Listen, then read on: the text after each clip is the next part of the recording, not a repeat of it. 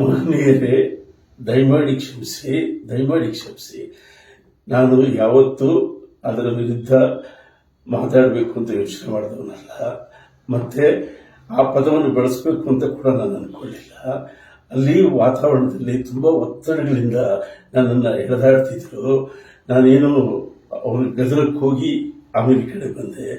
ಹಾಗಾಗಿ ಆ ಭವಾವಳಿ ವಿಷಯ ಮಾತಾಡುವಾಗ ಆ ಮಾತು ಅಲ್ಲಿ ಬಂದಿದ್ದು ತಪ್ಪಾಯಿತು. ದಯವಿಟ್ಟು ಇನ್ಯಾವತ್ತು ಆ ರೀತಿಯ ತಪ್ಪುಗಳನ್ನು ಮಾಡಲ್ಲ. ಆಮೇಲೆ ನಾನು ಪಂಪನ ದಾಸಾನುದಾಸ, ಕನ್ನಡವನ್ನು ಕಟ್ಟಿದ ಆ ಮಹಾನ್ ವ್ಯಕ್ತಿಯ ಸೇವೆಗೆ ನಿಂತಿರುವ ನಾನು. ಅದರಿಂದ ಇದನ್ನು ದಯಮಾಡಿ ಬೆಳೆಸಬೇಡಿ. ನಾನು ಇನ್ನು ಯಾವ ರೀತಿ ಕ್ಷಮೆ ಕೇಳಬೇಕು, ನಾನು ಹೇಳಬೇಕಾದನ್ನು ಸ್ವಲ್ಪ ವಿವರವಾಗಿ ಒಂದು ಪತ್ರದಲ್ಲಿ ಬರೆದು ಪೋಸ್ಟ್ ಮಾಡಿದ್ದೀನಿ. ಅದೇ ನನ್ನ ವಾಯ್ಸ್ ಅಂತ ತಿಳ್ಕೊಂಡು ದಯವಿಟ್ಟು ಈ ವಿಷಯವನ್ನು ಇಲ್ಲಿಗೆ ಮುಕ್ತಾಯ ಮಾಡಿ. ನಮಸ್ಕಾರ.